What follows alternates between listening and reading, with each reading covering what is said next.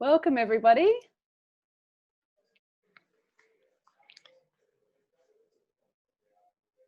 Excellent. Okay, well, I think I might kick off and welcome everyone here tonight for this incredible edition of the reVision series. Thank you for joining us from around Australia. I'm Emma Fay, I'm the Chief Executive Officer of Guildhouse, and I'm really pleased to welcome you here tonight for our final reVision session of the spring season, in conversation with Dr. Lisa Slade and Daniel Slater. This series of conversations is aimed at increasing connectivity within the arts during this time of disconnect, to offer an opportunity for artists to increase their well-being and to find new modes of sustainability for their practice. Community is at the heart of the September sessions. Speakers and participants have unpacked the ways in which they create, they engage with and serve communities, especially in times of crisis. Complementing the speaker series is a tech mentor program enabling artists to grow skills where they're needed most. And we have some more information on our website about this initiative. The round closes at the end of this month. Guildhouse has received support from the Australia Council Resilience Fund for the reVision program, in addition to support from the Day Family Foundation and Creative Partnerships Australia, for which we are very grateful. I am speaking with you from Paramount Country in South Australia, and I pay my respects to the traditional elders of this land, past, present, and emerging. And I acknowledge the rich and ongoing creative culture of the Aboriginal people. Today, I have the great pleasure of welcoming Daniel Slater, Head of Exhibitions and Loans from the V&A Museum in London, and Lisa Slade, Assistant Director, Artistic Programs, AGSA, for a conversation about the power and meaning of community during the time of a global pandemic. In our conversation tonight, I'll invite Daniel and Lisa, both representing iconic institutions, to reflect on the intimacy and power of a collection, to unpack how museums and galleries connect, collect, and curate. This session allows for questions and conversations from the audience, a rare opportunity to hear from and speak with these two leading curators. Before we begin, I'll go through some housekeeping. Please feel free to ask questions at any time in the chat box down the bottom of the screen, or in the chat you can type, "I'd like to ask a question," and we'll turn your mic on when appropriate. But aside from this, please keep your mic off, as incidental background noise can easily be picked up. We have some other prompts in the chat box around access to live transcribes of the discussion and links to more information on the speakers. So, my turn to welcome Daniel and Lisa. Daniel is an art historian and a curator based in London, currently serving as the Head of Exhibitions at the Victoria and Albert Museum. As part of the promotion of this talk, we featured some imagery from Daniel's internationally toured exhibition, David Bowie Is, a groundbreaking exhibition celebrating one of the most influential artists in music, film and video, fashion and performance. And this exhibition was seen by over 1 million people worldwide. In early 2019, Slater co-curated Objects of Wonder, British sculpture from the Tate Collection's 1950s to present, as part of his role as Head of International Collections Exhibitions at the Tate, where he led touring exhibition programs in collaboration with organisations all over the world. His most recent project, Pandemic Objects, is an editorial project and collection campaign that compiles and reflects on material culture that has taken on new meaning and purpose during the coronavirus outbreak, which is very timely for our talk tonight. Dr. Lisa Slade is Assistant Director, Artistic Programs at the Art Gallery of South Australia. Her recent curatorial projects will be known to many in our South Australian community. They include Quilty, a national touring exhibition that surveyed the work of Australian artist Ben Quilty; John Marwinjal, I Am the Old and the New, a retrospective of Australia's premier bark painter; and the 2016 Adelaide Biennial of Australian Art, Magic Object. Both institutions are dearly beloved by their communities, which span far beyond their immediate geographic locations. So I thought I would just kick things off, and I know that Lisa and Daniel have no shortage of things to say to each other and to explore for our benefit. But we've just been concluding this incredible few days of conversations about the importance of community, especially during this time of the global health crisis. And I thought it would be good to kick things off by asking you both to perhaps introduce your institutions a little further and talk about how you, in your roles, have maintained your connection to your community, curators, audiences, peers and artists during this time. Thanks, Sam. After you, sir. Just before you start, Daniel, I'm thinking about us as Slater and Slade, or Slade and Slater. When we set up our law firm, I can't decide which way it should go. Have you got a preference? I'll ask Paul for some advice, as both my husband and a lawyer, for what he thinks will be the right mode for us to take on that. Excellent. So, I mean, our community, I think you very astutely pointed out, Emma, that our audience at the V&A, which is similar to AGSA, is an audience that is by no means one that is geographically approximate to us. And in any normal year, around 50% of our visits to the museum in South Kensington would come from international tourists. And so we see, you know, those who come from overseas as part of our core visitation. But obviously, over the past 6 months, that has been hugely hit. And that's not just because, you know, we had to unfortunately close the museum for a period from March, but because international tourism right now is incredibly limited. And so, you know, the audience that we knew so well up until this March actually has changed quite significantly over the past few months. And we have, I suppose, when we closed the museum in March, which was, I think for all of us who went through that process, was a really kind of shocking, sobering moment, something that none of us had ever had to even think about before.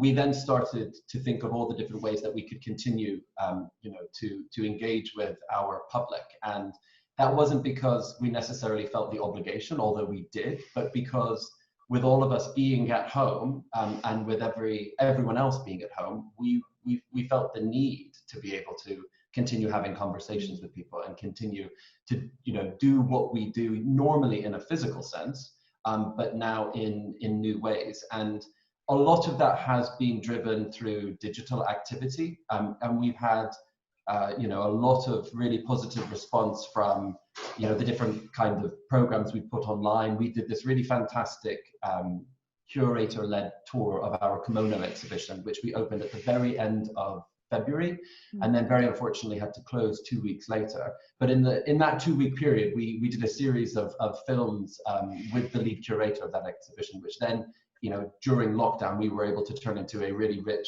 digital offer, which then did win first prize in Time Out magazine for like the best, you know, exhibition experience, which we were really pleased with. And, you know, we have created a variety of programs for members, and obviously Pandemic Objects, which was this really active, you know, acquisitions process that we launched during lockdown, is just another example of a way in which we wanted to continue to sort of have a relationship with our community. But I have to say, through all of this, what we were always looking toward was actually how we get the people back into the building, because for us, that is, you know, the best use of what the Victoria and Albert Museum is. It's not, you know, it's a civic space. You know, we want it to be where people come and can be social. And the idea of sort of existing just digitally for a long period doesn't allow us to do what it is that we feel we are here to do. So over the past 6 months, as much as we have been hugely active, you know, through these means, like right now, we've all been focusing a huge amount of energy on how we really build back to the experience that we want to give people when they come back to the building.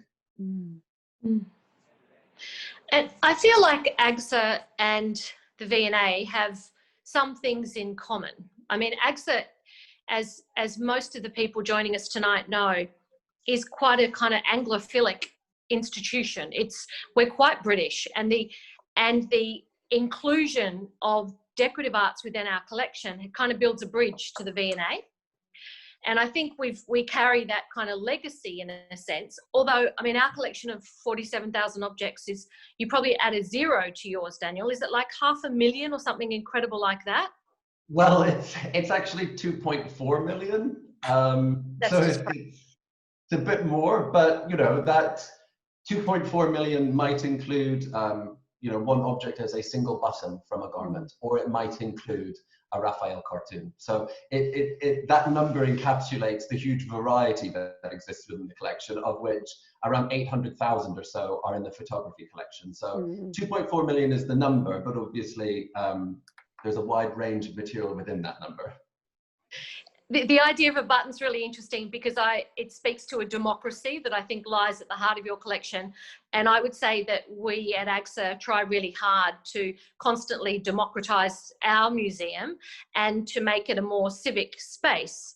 So, I mean, that attunes, I think, quite well to the question that Emma has posed about this idea of community and what it means to lose them for a short time, because we closed for 10 weeks, and during that time, you're right, it's an absolute challenge to be without completion, because, you know, my old adage is that the work isn't complete until you've got an audience to experience it. So we were incomplete, I suppose, as an institution. And I would really concur that whilst we got really excited about the digital space, we got over it pretty quickly, that excitement. Although I have to say that the digital realms, as you said, Daniel, brings us together in ways that would not normally have been possible. I can't imagine a time in our Guildhouse programming recent past that we would have felt confident reaching out to you in London and say, please join us for a conversation. It just wouldn't have been on the radar. So there have been some silver linings, although I think we are all reflecting on the fatigue of so much digital. Absolutely. Daniel, can you tell, I'm really curious about, well, a couple of things. Do you know you and I only curate shows with the word objects in them, it seems. So there's a lot in common there. But I really want to know about pandemic objects. Can you talk us through that? Well, it's sort of it kind of exists at the moment in two different iterations, and one is on the back of the acquisitions program and sort of really active kind of blogging that happened during lockdown, which was really to bring the V&A into sort of into a relationship with what people were making at home in response to the pandemic, and very much led by sort of what kind of ephemera people were, you know, creating, children, adults, all kinds, in their homes, you know, in support of a whole variety of things that were happening, you know, I suppose from March really onward. And you know, a great deal of that material relates to, for instance, supporting the NHS, you know, different sorts of things that children were making to encourage people to stay home, and really just to try and allow us to sort of accumulate a tangible kind of, you know, resource of evidence that reflects kind of people's mindset throughout the lockdown period. So, you know, that is sort of being thought of at the moment in relation to kind of a Rainbows project, and because that is, you know, that's kind of the symbol that was taken up in support of the NHS and a variety of other sectors during lockdown. But then also pandemic objects in general, which is sort of part of the two things that are happening simultaneously that we're thinking about, is a much more historic project looking back at pandemic objects over centuries, really, but obviously, you know, instigated by this particular moment in time, where I suppose more so than I think, well, certainly more so than in any of our living memories, there has been you know, a kind of health issue which has affected absolutely everyone, and that people have accepted that it has impacted everyone, because obviously there are other health issues which, you know, exist, but we try to sort of place them in marginalized communities and pretend as though they're not, you know, our problem. But with COVID, it is something which everyone has, well, perhaps except Donald, everyone has accepted that it impacts everyone. And I suppose that is, you know, that for us is a really sort of helpful moment to kind of look back and say, well, these are different moments in history where this has happened before, and to bring together material which speaks to this happening over different centuries.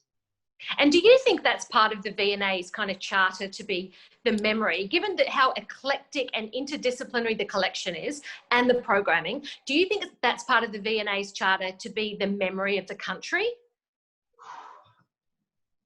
Well, it's definitely part of our charter, I would say. I mean, a lot of the museums have that responsibility to look back, but absolutely to look forward as well. I mean, I suppose you would use memory to also inform what your thinking is today.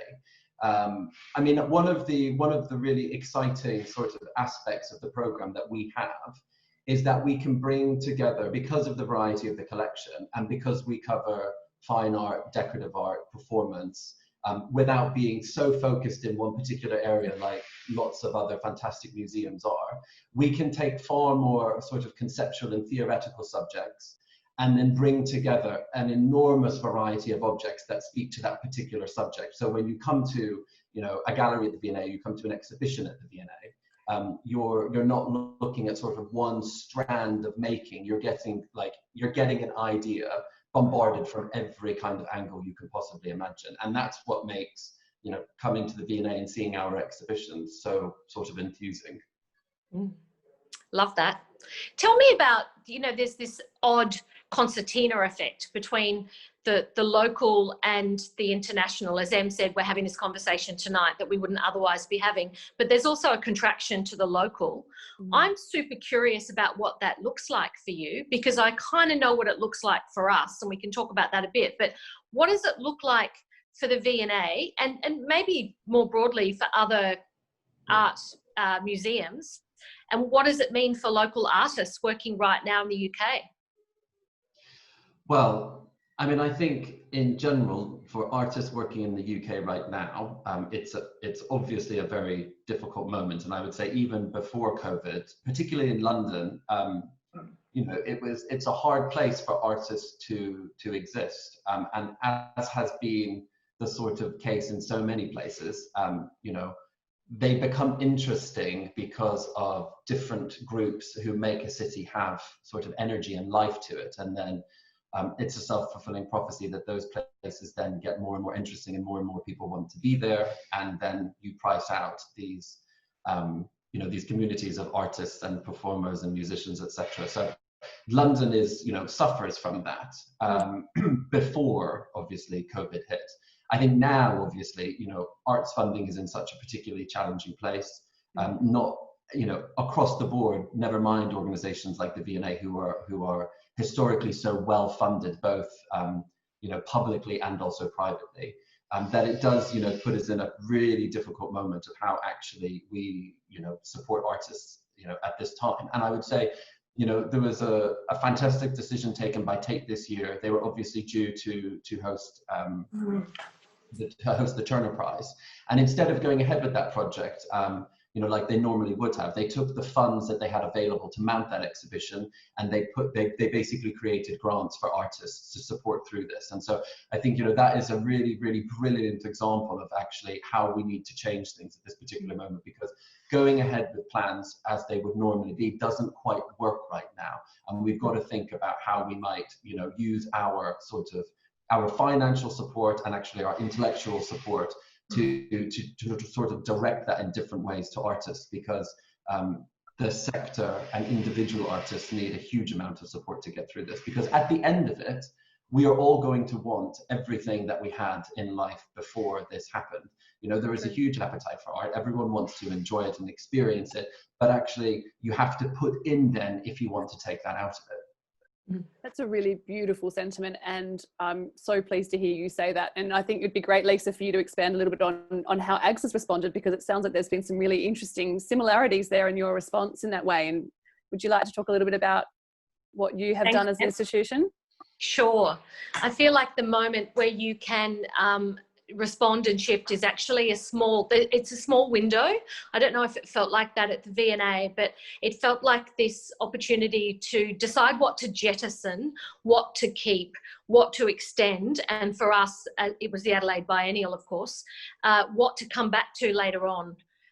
That idea of having to act with such agility is, I think, it's an important thing today in museums anyway. But then the question of how the artist plays a critical role in that. And I guess a little bit like the Tate, but on a slightly smaller scale, AGSA were able to reassign some of our funding from benefaction to some artist bursaries. And unfortunately, we were only able to grant 6 $10,000 bursaries, but we did it really quickly, and it felt like the right step at the time to do that very, very quickly to offer that support. We also rebooted our South Australian Artist Fund as part of our annual appeal, and that's been really successful. So it's probably about 100K in total.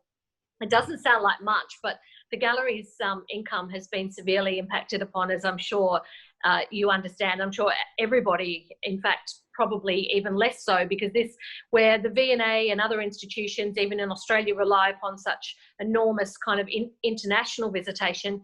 We are so lucky in Adelaide that we have a local and I would say quite kind of committed audience who came back to us very quickly. So the spring back, I think, was quite quick, and we had everyone back in the house. The kind of civic role of the museum didn't kind of skip much of a beat at AGSA. Having the doors closed for 10 weeks for the first time in the gallery's history meant that we could dream up a few things and act pretty quickly with regard to how we might position those things. Some of them were in train already. I mean, of course, we had things like Troy Anthony Baylis's project that we did with Guildhouse with you guys, Em. That was already in train. Yep. We were just able to shift a few things around, move the furniture around a little bit to accommodate the change.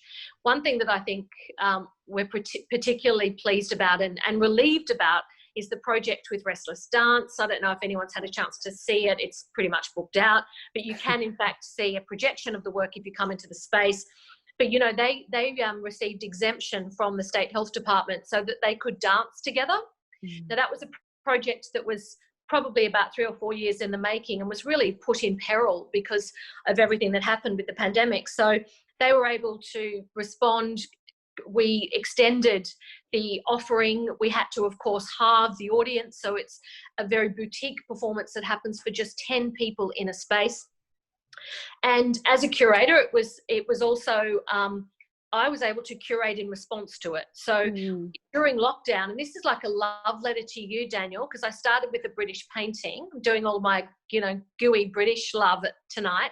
But I found, as you do, just kicking around the museum, I found a Dame Laura Knight painting that was acquired by AGSA in 1939. And it was a painting that was kind of, the influence on the acquisition came from Ursula Barr-Smith, who of course was the founder of Carrick Hill, along with her husband. And Ursula was on the gallery's board and was really instrumental regarding the acquisitions, including the acquisition of Knight's work. Now, by the time the gallery acquired the Knight, she was already a dame, and she was, of course, part of the British Academy, the first woman to ever be so, with full Academy rights. And I kind of discovered the painting on a scrounge as it was making its way to be photographed. And what had happened during lockdown is that we were getting to all of those jobs, as I think many people did, that we couldn't otherwise get to. And one of them was a photographic request that came from the Dame Laura Knight Society. And they said, we're launching a new website, we're doing a publication, you've supplied us with a photograph, thank you very much, but it's too low res. We need a better photograph because we want to show the kind of the pentimenti, the sense of the painting under the painting, and her fantastic use of the brush stroke, which you don't see in reproduction unless you get those great detail shots. Can you, in fact, provide us with a new photograph? So we had an opportunity to photograph this painting. It's a 2 by 2 meter painting, which is big by mid-20th century, early 20th century standards. And that painting did all these things that I would not normally be at all attracted to as a curator. It's a perfect pastoral painting. It has it's very, it's kind of camp, and it's a really interesting rainbowy confection of a painting, if anybody's seen it. And it became the linchpin or the starting point for really thinking about this idea of taste and beauty and what people are drawn to and what constitutes a wellspring for a show, and how one might curate out of a crisis, and how one might use art as a civilizing force. It was painted on the cusp of World War II, so I was conscious that Knight was also feeling something imminent that we were all feeling at the time. So that project gave us an opportunity to leap about 60 years into more contemporary work, and the selection, if you've seen Chromatopia, includes more recent acquisitions into the collection. There are plenty of other stories about what happened over that time and what will continue to happen, because we'll see the effect for a long, long time. But indeed, that's just a kind of one example of how we wanted to bring people back, but maybe even revive ourselves a little bit in the process. There's something I tried for the show to be really kind of sensorial, because I felt like we all needed a good sniff of the salts or something. There's something about needing to be kind of awoken, and I'm Revived, still feeling that refreshed. now. Yeah. And Daniel, is there anything from the the most recent sort of few months for you that you want to be able to carry forward? Is there a legacy of things that you've experimented with or tried and tested, either as yourself or as the institution, that you want to see taken forward into the future? I think connected to the sort of in-person experience of objects and artworks, which is to a significant degree one of the many purposes of coming to a museum or a gallery or an exhibition, is sort of really being critical ourselves as makers of exhibitions, to be really ruthless in our selection and identification of the objects and artworks that we want to help us tell stories. And I think as we've all come to accept through the process of being locked down in our houses for months and months on end, that the kind of the physical relationship with an object, being in front of something, is far more significant and meaningful and powerful than seeing it reproduced on a screen or in a book. We all have those moments when we've seen the building in person that we haven't seen for our whole life, and then suddenly you see it, or that particular painting that you've studied at a particular moment, and finally you get the opportunity, and it genuinely takes your breath away. And it might not even be because that particular painting is so in itself so overwhelming, but just having that physical relationship with it is really important. So I feel like we have been in the process for some time, trying to think about how we really focus in when we're creating exhibitions, to help people, to help the public really understand what it is that we are trying to say, and to really sort of elevate individual objects that are significant, that we want them to understand, to speak to, and to take something away from, and to not sort of offer too much up, so much that people begin to sort of be overwhelmed and miss the point. And as for those of us who make exhibitions, we get it because we're on the inside, and we can understand the 700 different threads and ideas that we're trying to put together. Mm-hmm. But many audiences can't. And I think in sort of coming out of this, because we know the power of an object, we've got to sort of remind ourselves of that. And to do as much as we can to help people sort of focus in and understand and take away from things that which we intend them to be able to take away. And so I think it's going to be a process of sort of reshaping, in a way, how we present objects and artworks in exhibitions and in galleries, to really be really straightforward with the public, with what it is that we're trying to say and what it is that we're trying to show them. Mm. Thank you. That's beautifully put. It was. I do. I mean, I very often we're all guilty of sort of seeing a particular gallery space and thinking, okay, well, then this is what I need to fill it. And actually, it's just the wrong sort of place to start thinking about how you form a story and how you tell it. You could tell it with 10 different paintings. You could tell the most amazing story. It doesn't have to be sort of rammed in with as many different things. And I think also it's we are obliged to be sort of, in a way, less lazy. We've got to make really difficult decisions. Like, that's part of what it is to curate an exhibition. You've got to make really decisive decisions about what is in and what is out, and not in some ways take the easy route of saying, well, I'll just have a bit of everything, because then I've crossed every T and dotted every I, and there's no place for critique because I've got it all there. Actually, we've got to be a bit more ruthless. Yeah. And, you know, in some ways, the Crucible of Now is helping us do that. I'm sure it's the same there, Daniel, but it's pretty impossible to bring anything from outside of the country in.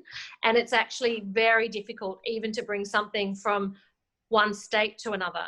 So for AGSA, who I think we've relied pretty heavily on national and sometimes international conversations around collections exchange, that's actually really been put to the test. And we have to think about the resources required to do some of that work and to think about how our own collection, thank God we have one, can work for us. So, you know, I think I think in a way that sense of decisiveness, the mantle of responsibility with regard to the decisions we make for our public has become sharpened, and that the time away and then the new time returning I think there is a kind of sense to which we are now more conscious of the power of the object, and on an ironic way, the kind of analog has become so much more significant. We have happily we've actually continued to lend not through lockdown in total, but come July, we had started releasing objects again to to borrowers at other organizations, and we're continuing to borrow. So we've got loans starting to arrive for various exhibitions we've got opening over the next few months. But in general, what you say is absolutely right, that actually that kind of system of borrowing and lending will change, certainly in the short term.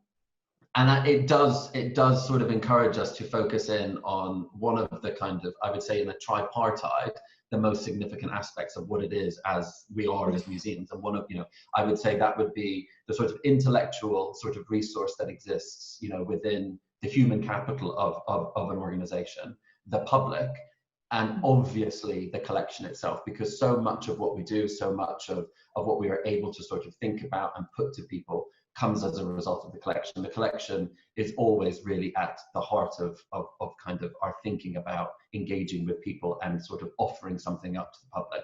And we've got to start using that, not that we haven't been using it in a way which is brilliant to begin with, but actually to understand that its capacity, there is more there for us than we might have imagined before. Absolutely. I was really interested in asking you both to sort of reflect on this sort of point that occurred to me, particularly as I was thinking about our talk tonight, that this year, 2020, isn't just defined by a global health crisis. We've been in the throes of a climate emergency. Australia was literally on fire for the beginning months of this year, and we've had such enormous critical mass around social issues such as Black Lives Matter. I was wondering if you would reflect on how you both as curators or as institutions have responded to your community's engagements in these movements. I feel like in Australia, the rapid succession of all of those things triggered, as you say, by a year, at the beginning of the year being a continent inflamed, has made it very difficult to respond and very difficult to kind of extricate one part of the response from another, to be honest, Em. I feel like we're still processing that and thinking about the role that we actually play. I mean, I've found the absence of artists' voices, and you and I have spoken about this, Emma.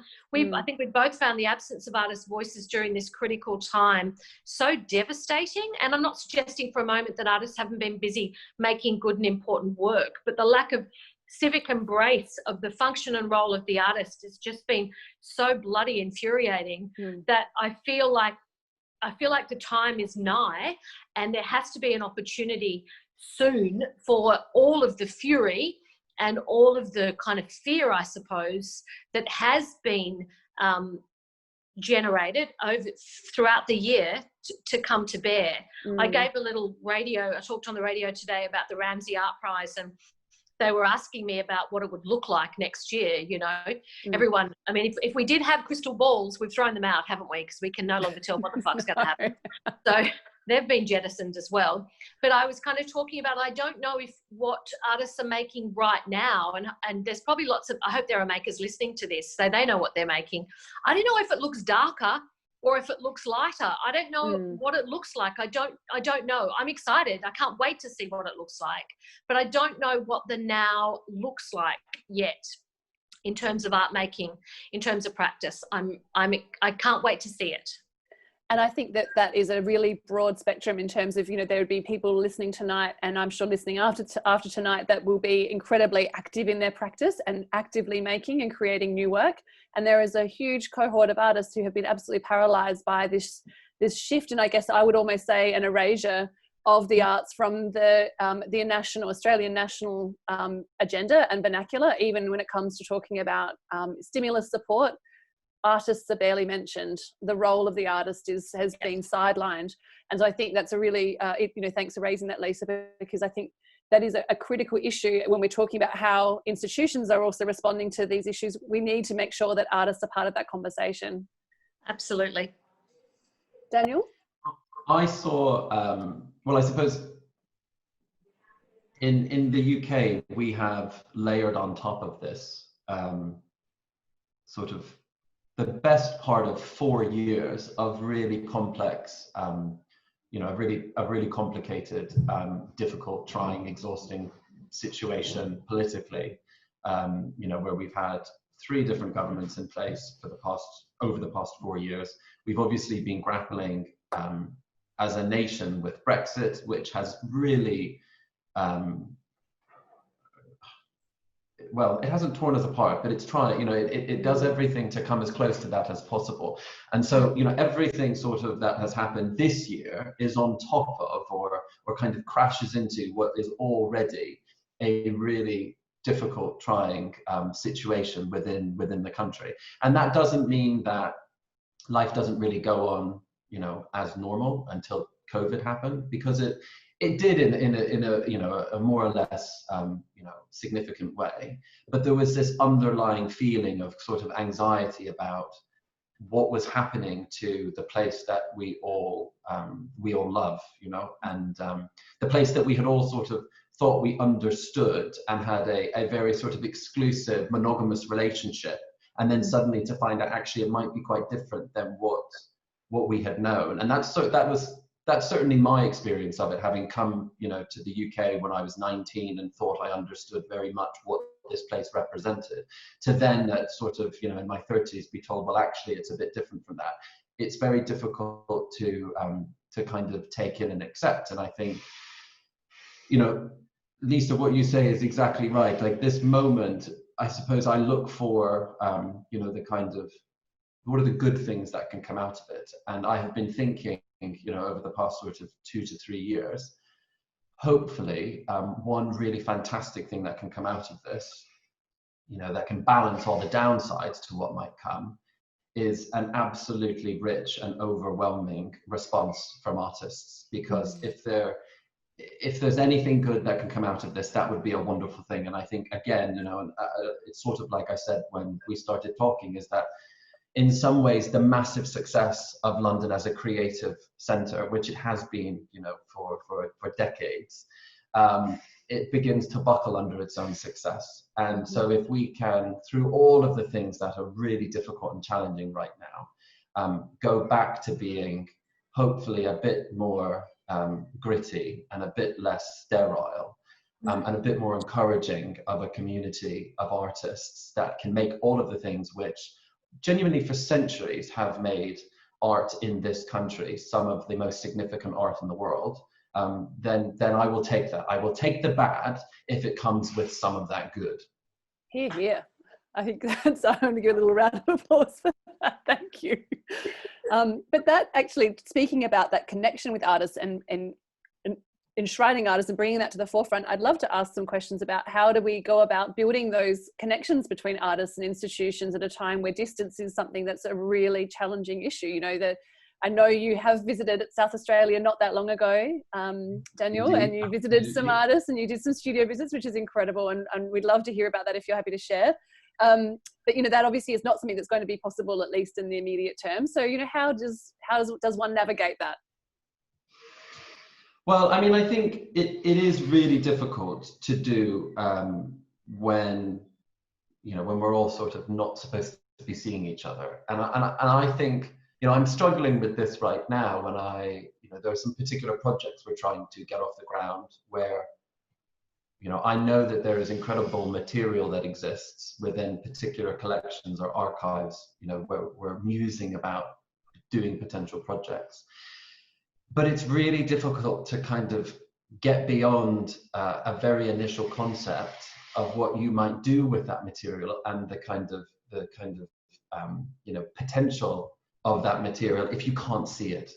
And looking at images of things, it isn't the same as seeing something in the flesh and being, sort of being able to develop a very clear understanding of what the capacity of that object is, as part of a story and also as something for people to experience. So it is very complicated trying to do all of this, remotely. I would say we are far better now than we would have been 6 months ago because we've all been having to make it work.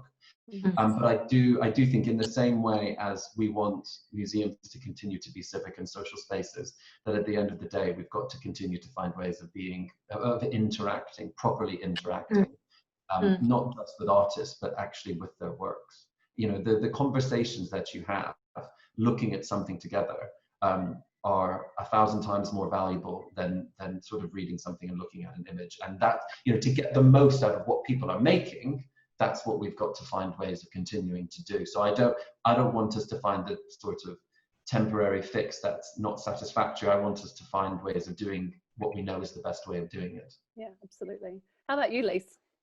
Well, I was just thinking, thankfully we started Tarnandy many years ago, because we have the challenge of opening Tarnandy in a few weeks' time, and Tarnandy has been a slow burn with regard to, I mean, not really. It's hopefully it's been meteoric in its effect, but in terms of the relationships and the way that we've built over quite a long period of time now, over more than 5 years, dialogues with communities, it means that at the moment we are able to stay safe, if you like, with some of those contacts that have been forged.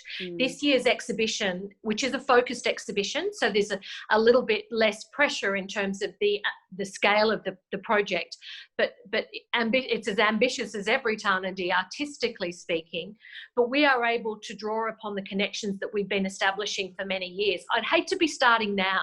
Like, I'd hate to be a curator starting now, or hate to be in a museum that's starting now to forge those connections, because it is the cumulative effect of putting artists at the centre of the discussion and the centre of the conversations that really matters.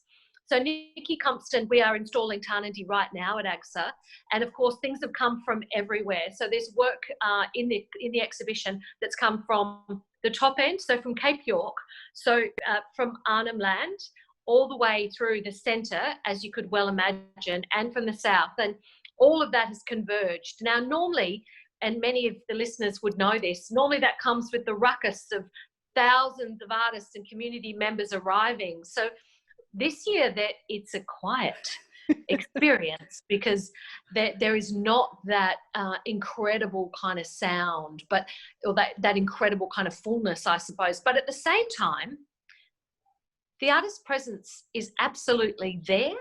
And I think it is because it has been cumulative. As I said, I can't imagine doing it if we hadn't have had the years prior. So particularly this year, we decided the exhibition's called Open Hands, and in Bidinjara, open hands is Mara Allah. And Mara Allah is what you say about people who are Nyankari, people who have a kind of healing power.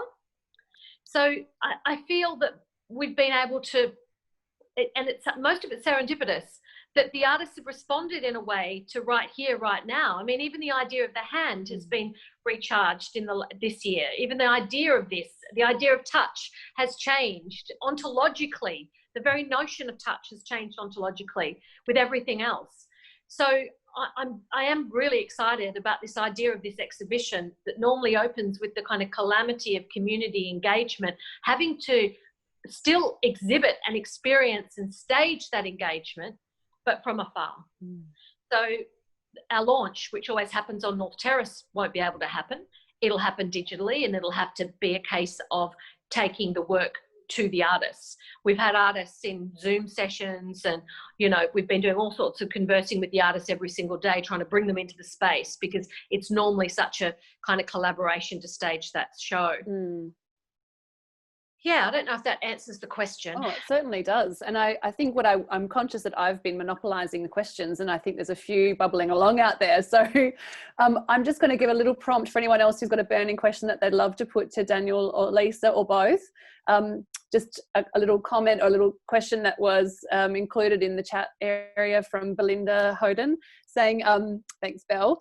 Pandemic objects is really fascinating in its quest to historicize what is currently happening. I loved the inclusion of TikTok as an object, and I second that. I think that it's very topical and very relevant, especially with a 12-year-old daughter in the house, I can tell you. A little comment from Debbie prior to you. Lise, did you photograph any ceramic pots during your forage through the archives for her incredible earring collection? I'm leaving that for you, Deb. That's your job. But, you know, that's a very good point, because I kind of, in some ways, during that 10-week closure, I got to do a kind of collections project of my own. I realise that now as a curator. Now, that sounds like a really daft thing to say, given that I am a curator and I'm with that collection. But it did buy me that time that wouldn't otherwise be possible. Do you know, I have a question, if I'm also allowed to participate. Of course. Is one of the things that you and I, Lisa, thought that we were sort of musing about all the different things that we wanted to be able to talk about today. And one of them was a new artist that we might have discovered in the period of lockdown. And I was wondering what your, who would be on your list? Well, I guess there are a couple on my list. I feel a little bit awkward outing them though, because you know what? It's not, Daniel, you can do it, because no one's going to expect you to do a show at the Art Gallery of South Australia on those artists in a heartbeat, are they?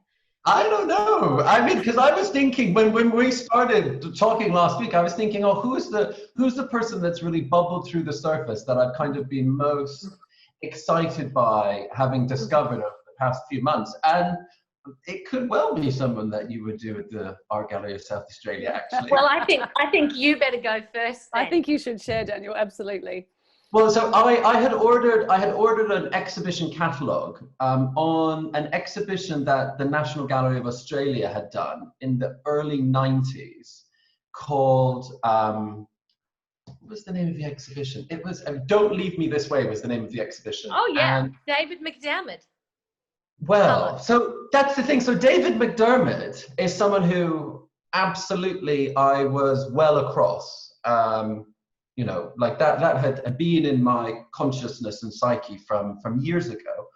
But I will say, so I'd ordered this catalogue and it got shipped. You know, I had it in my office at work. And then obviously I had to leave the building. So between March and July, I didn't have, you know, I couldn't get my hands on this book. And then I went back into the building in July. And one of the first things I did was, you know, sit down and start reading through the different chapters in this catalogue. And it was actually Brenton Heath Kerr who I came across. And I feel entirely ignorant in saying that I didn't know who this individual was. Because, you know, having now seen this catalogue and looked up, you know, so much about his work, it really, I had a glaring gap in my knowledge. But he would be the person who I would say I'm sort of most grateful for having come across his work in the period of lockdown. And I suppose I love, you know, I've been reading about sort of the kind of culture or the sculpture / costumes he was creating for Mardi Gras in Sydney.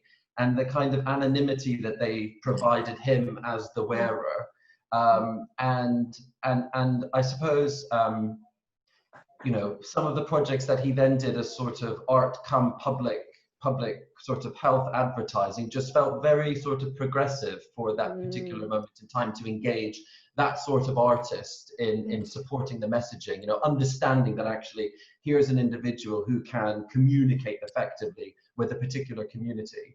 I really love. So I've been doing lots of reading and looking at Brenton Heath Kerr's creations over the past few months, and that would be the person that would be top of my list, I think, for my lockdown discovery. Well, this is one of those moments, and I know we've had them before, where we talk about kind of co-curating, but maybe co-curating doesn't look like the show that starts at the V&A and comes to AGSA. Maybe it's synchronous curating. Maybe there's something happening there at the same time that it's happening here.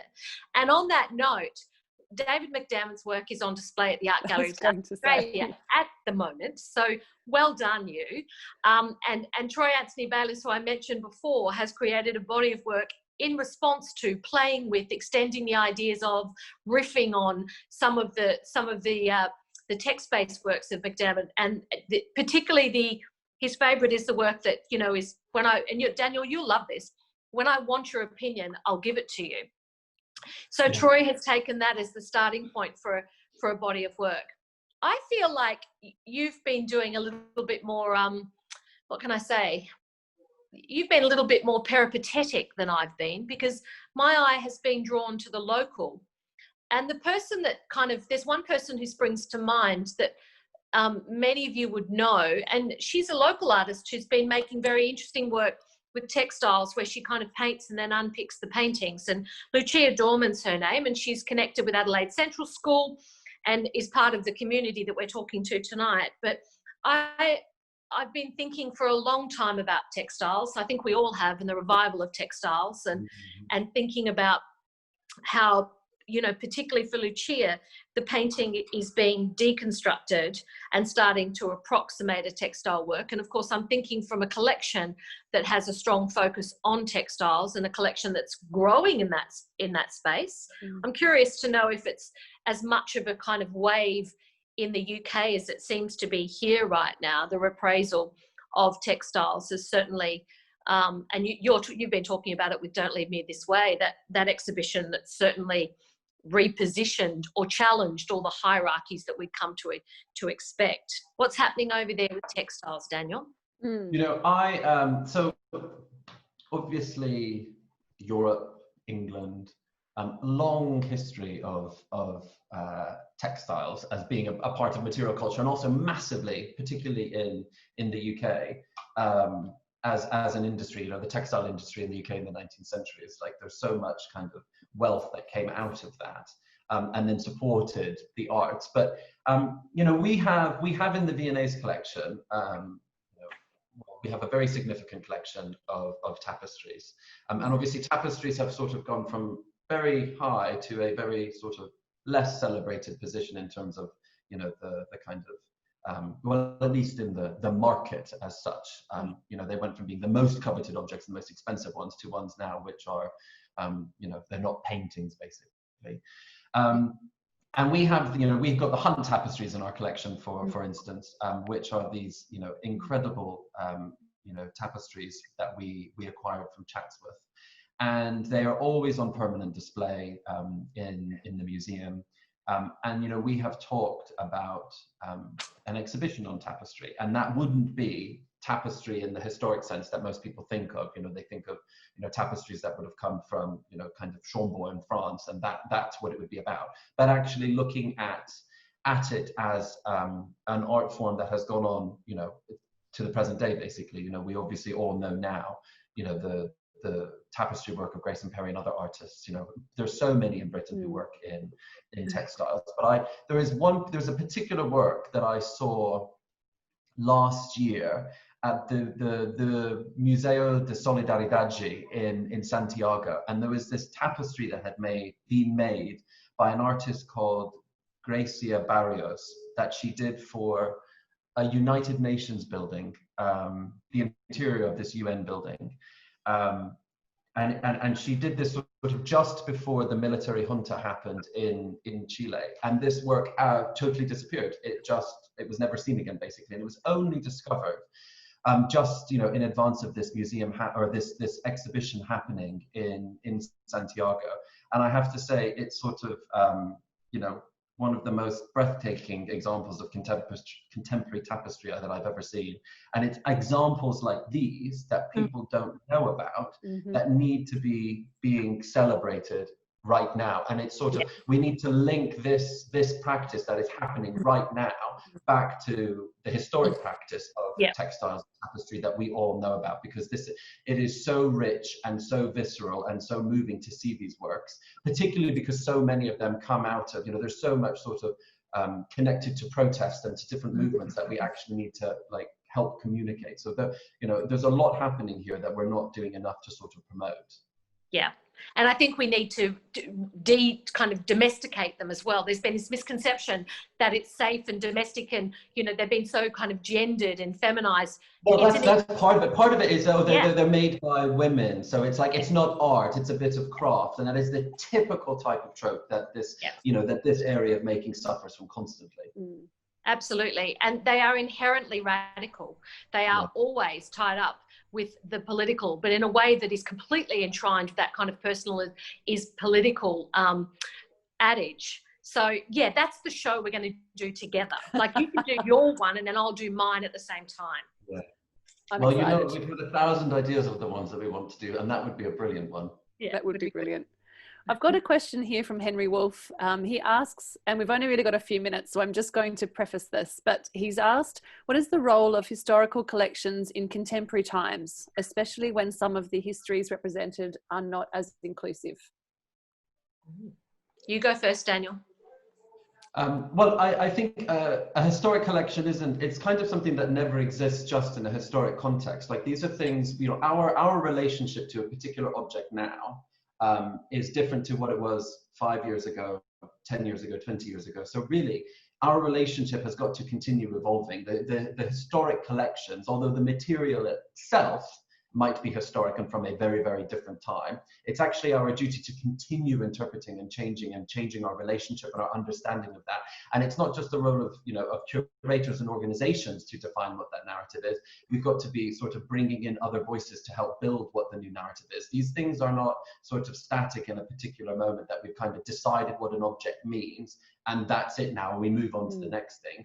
Objects, their meaning and their significance and their kind of ability to say something changes constantly, because we as individuals and as societies are constantly changing. So there's not sort of a thing it can do. It's something that is always absolutely, thankfully, changing. Yeah, I couldn't agree more. Artists are the ultimate Trojan horses. They allow us to do what it can be quite difficult for curators, I think, and for arts administrators.